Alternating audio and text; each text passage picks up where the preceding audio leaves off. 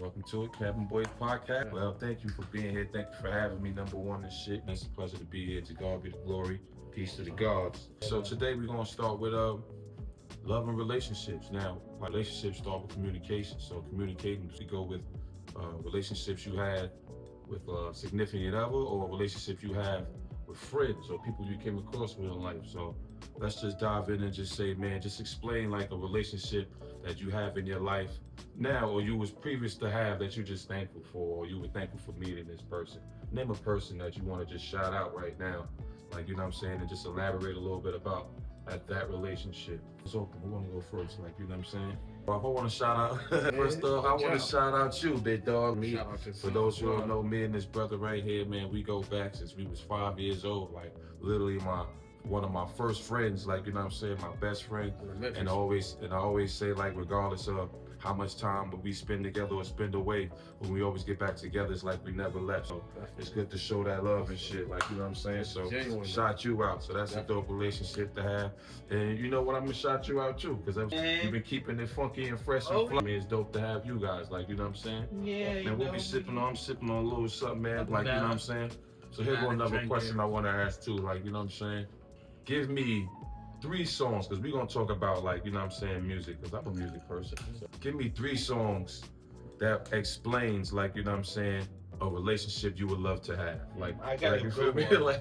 like you got one already? I gotta go. Louis Armstrong, like Beyond Rose. Wow, La Vie en Rose. When I heard that, I cried, bro. And I was still in high school, man. And you know, I just got out of a relationship with a girl, and she wasn't keeping it 100, so it hit different.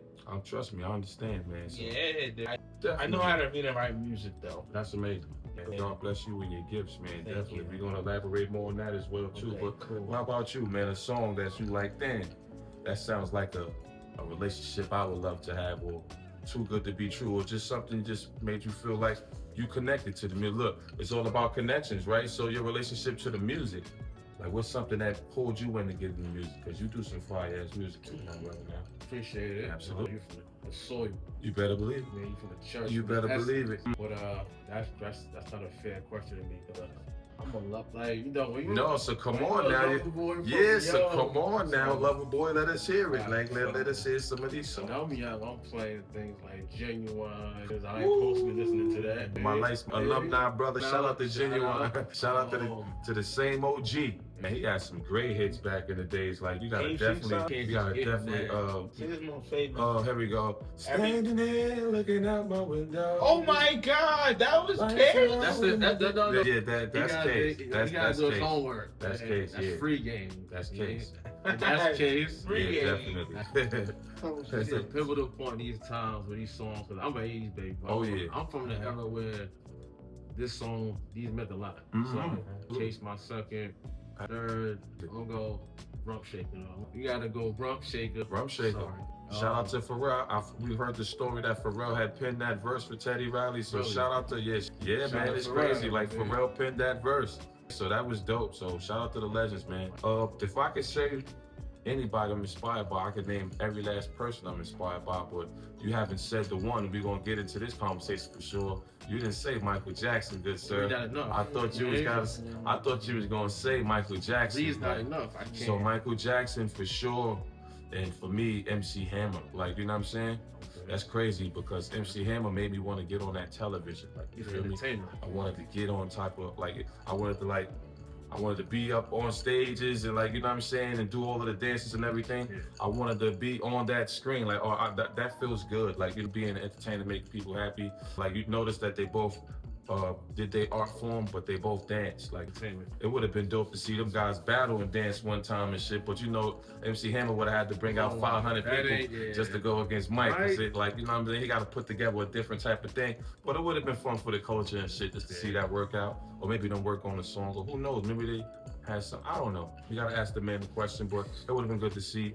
But then of course, the Notorious B.I.G., like, being born in Clinton Hills and, like, from Brooklyn, like, you know what I'm saying? So seeing him actually in my building, like, you know what I'm saying? Like, his daughter was born on the 5th, or raised in my building, born in my building, be in the building. So I seen him in the elevator when I was 6 years old. Just a big dude, like But then you see the same person you just saw in the elevator on TV, and that was like a weird thing to me. Like, you know what I'm saying? Like, hold on, you could do some shit like that? You can go from the elevator to the TV, like, you know what I'm saying? So like seeing some shit like that's possible was like, oh shit, like this really could happen type shit, like, you know what I'm saying? But then getting older and understanding he became, come on, the king of hip hop for like his time he was like alive, like, you know what I'm saying? So it was a great big story to be influenced by. But like we said, relationships and music, the connection, feeling it, like, you know what I'm saying? But let's get deeper into like connections with you know, our counterparts in life, which for me would be a female, like, you know what I'm saying? So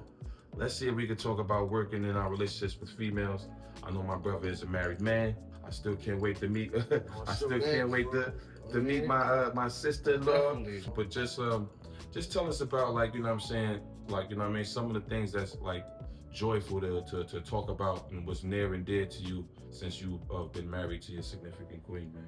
I mean, where do I start? There we go. The floor is yours. How important it is to have somebody who understands you, first of all. You know, being a man, and then you got to deal with it. Absolutely. You're going to need somebody to soften that blow. Be that pillow, be that cushion. So, you know, having a counterpart and a wife, it's kind of more than just, you know, physical or just, hey, I'm attracted to it. It's, you know, does she feed your soul? Does she nourish you? Does she breathe breath into you? Because that's the main thing. Like, you got a partner and they can't breathe life into you when the world is like heavy. I don't want to say you're not useful, but you're not useful for me. You know, and but you gotta make sure that you pour back in. Cause we got some big cups to fill. You know, being men was the pride. I like that analogy. You know, you got some big cups to fill, so you gotta make sure you pull back in.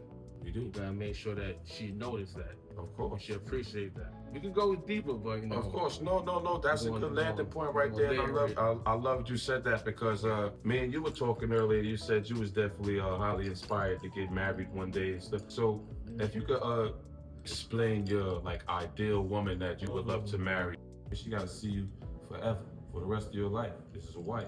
So pick you a fly joint, my dog. But no, explain your ideal woman, like imagine her, make her up right now. But like for you, what would be your ideal woman? She has to be intelligent.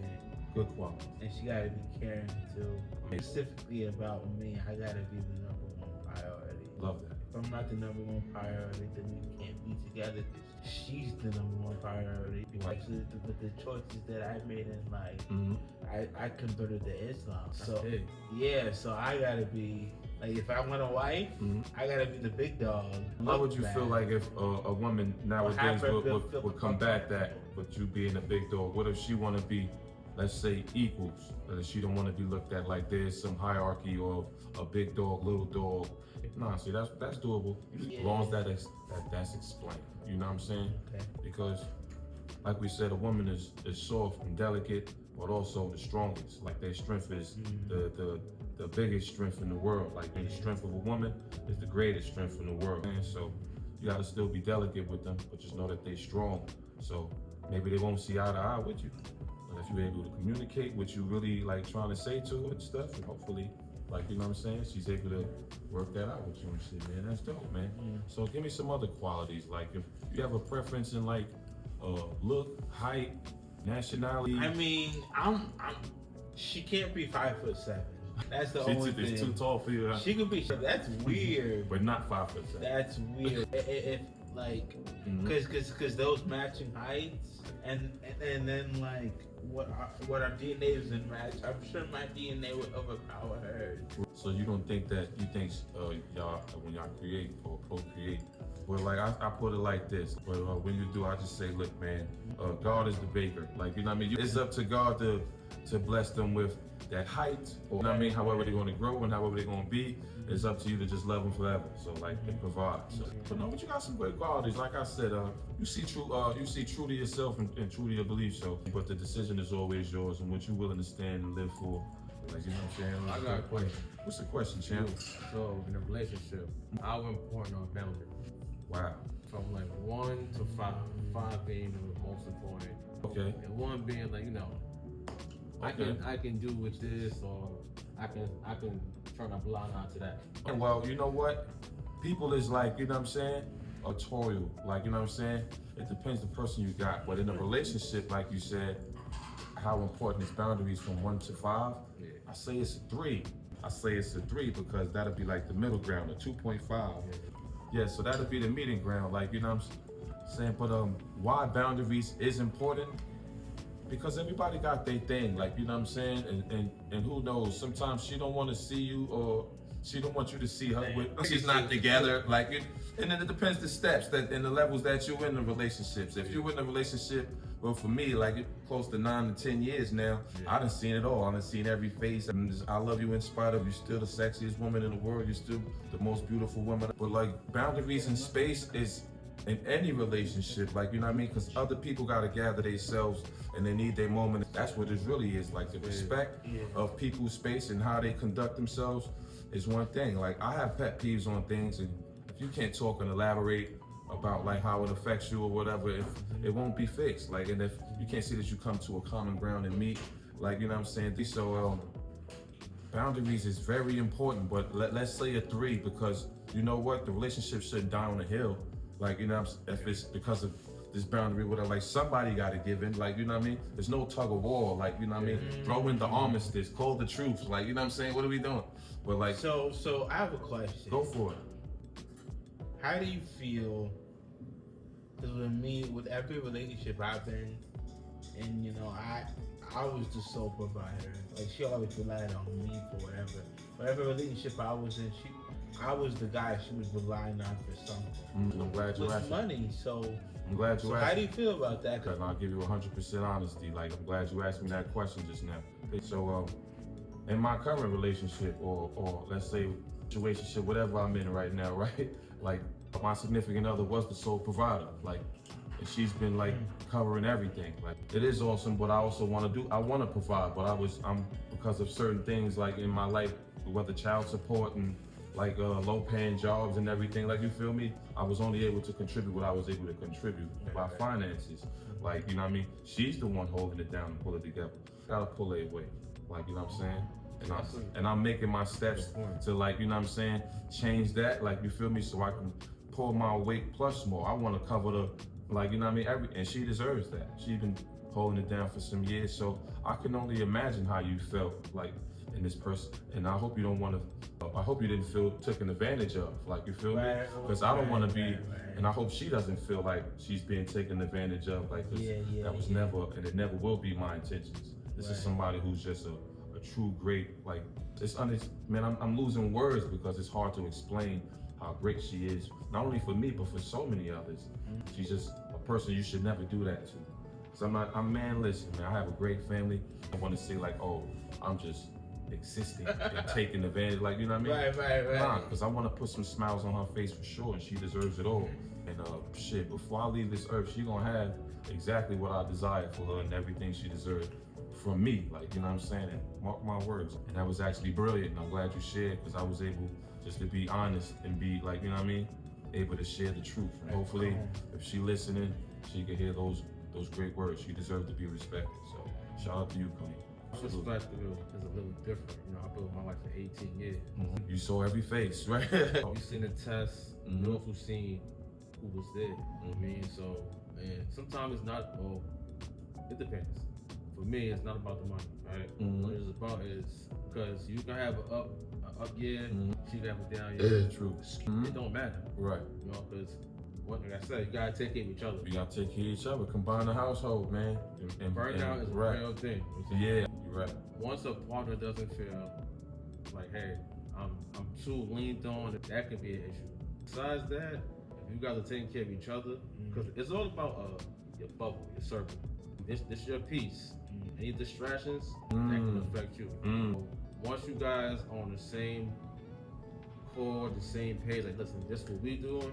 We got this. If the bills is this and you got it this week and I ain't got it, or you got it, we gonna figure it out. That's right.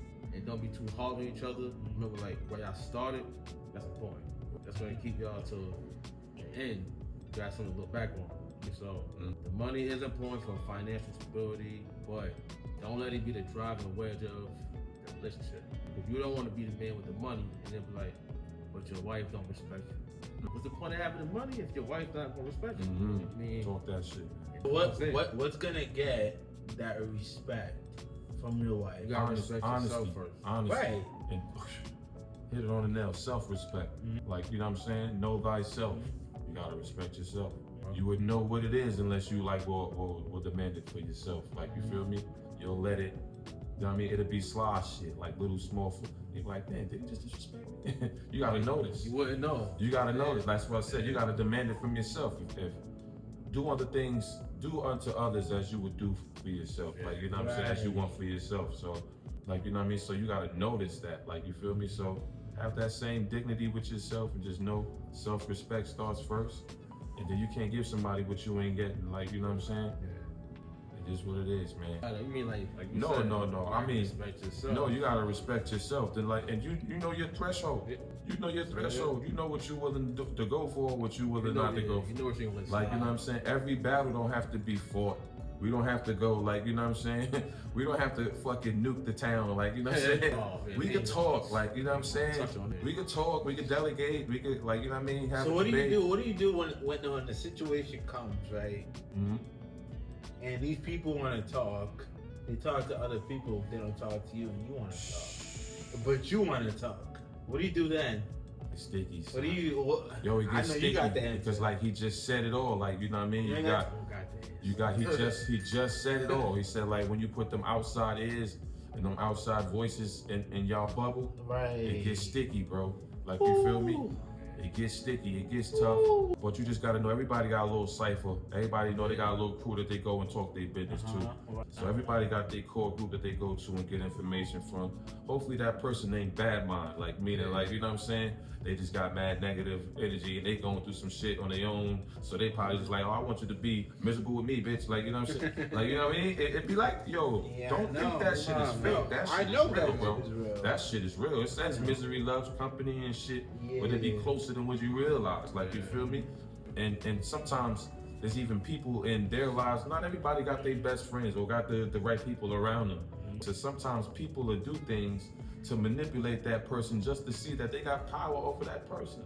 So they'll give you bad advice to go home and do bad advice just to sit here and they control you. Or I hate to say, but that naive, like, you feel me? Because love is like that. Love will make you blind. But it's not wrong for you having that heart. Like, you know what I'm saying? People out here to do some deceitful things, man, just to vicariously live through others. Sometimes they ain't got the right friend. Just to get back into the actual question, man, what you do is you pray. Like, you pray, you get your circle back in alignment, because like we said, we all got our circles and we got our people we go talk to for advice. And hopefully we praying that they getting the right information that they need. So, like, hopefully they getting that right information that you do come together and talk finally, and you're able to, like, get past, you know what I mean? It's the ebb and flows. Communication is always key. The ebb and flows. Yeah, it's like the come and go. It's like, you know what I'm saying? I love the, like, you know what I mean? They got a comical taste to it and shit. Still serious. Like, you know what I'm saying? Nah, we need that. Like, hip hop is the culture is bigger than busting guns and doing all, like, you know what I'm saying? Use this bar to that bar to put 50 triple entendres on top. You can have fun. The person I name MC Hammer. Like, that's the first rapper who made me want to get on television. And then it's Biggie Smalls, like, you know what I'm saying? Niggas, that's blasphemous. Where's MC Hammer from? He's from Harlem, right? No, from Oakland, California. What? Too short. Shout out to no. Hey, how about that? If you're an athlete, shout out to all y'all. Shout out the whole Bay Area. Absolutely. Keep it safe. Keep it safe. Absolutely. Try to see what you like, because if you don't say anything, oh yeah, you got to captivate them by a parent. Yeah. When you seen him was his attire. He done had the cartoon with the talking shoes. Man, sign me up for everything, man. Hell yeah. MC Hammer was that dude, dog. Like, he had a TV show with talking shoes. A little cartoon, Saturday morning type shit. Shout out to the legend. I don't know when that stuff's gonna come back, man. Because that nostalgia. It's guess what? It's not. What it came on. All right, so explain the cartoon. What was it about? Andre 3000 was the main character in that show. Oh, so this had to be like 2000 something? Now, what it was about? It was dope. 90s baby game. Sure. Okay. In a school that was like all messed up and underpaid and stuff like Fuck that. Out of here. Yeah, and he had to fix it with his own money. Oh no, that's not shit I watched. Wait, what? And then the kids will play music. They had superpowers and shit. Get the and fuck out of here. The money to fix the school, and then something bad will happen over You gotta post the links. and over again. That probably was so powerful. See, way too powerful. That message alone. Way You see what you just said? That message alone was like, what? We need this now. Fact. Yeah, we the new creators, so yeah, it'll come back when we do it. So that's the proper answer. Getting back to the topic of relationships, which woman wouldn't you date? Like, who just, I mean, and you know. Yeah, so you think before we close up, you think you got one more question for us, bro? Give us a good one. Which race of woman wouldn't you date? I don't really have a specific, and I'm being completely honest, 100% with everything. You know what I'm saying? Like, I don't have a preference. You know, I mean, I feel like it all matters about what's in the inside. The inside is what counts. What race of woman? I got all types of fans from all different types of races all over the world. Don't want to offend nobody, but we just talking about, like, you know what I'm saying, what type of women that you wouldn't date.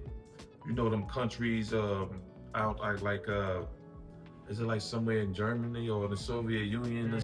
Like, you know what I'm saying? Strong USSR Zangief looking type. Like, you know what I'm saying? Where they want to, like, I heard there's certain countries where they like, oh, they see that you tall and this chick is tall. I don't know why I said Braun, because, you know, he ain't the only strong person. No, Karl Malone-ish, Dwight Howard. I'm sorry. Like, it look like the bushwhackers and shit. They want to walk like this in the WF. Before it was the E, we was the Federation. Like, you know what I'm saying? We was the Federation. Crazy. But like, yeah, but that's we had a great time, man. And I appreciate this, man. Cabin Boyz Podcast. It's always a pleasure to connect in this episode. Thank you guys for having me, man. That's our guest. Looking forward to whatever you guys doing in the future. Until next time, y'all be great, man.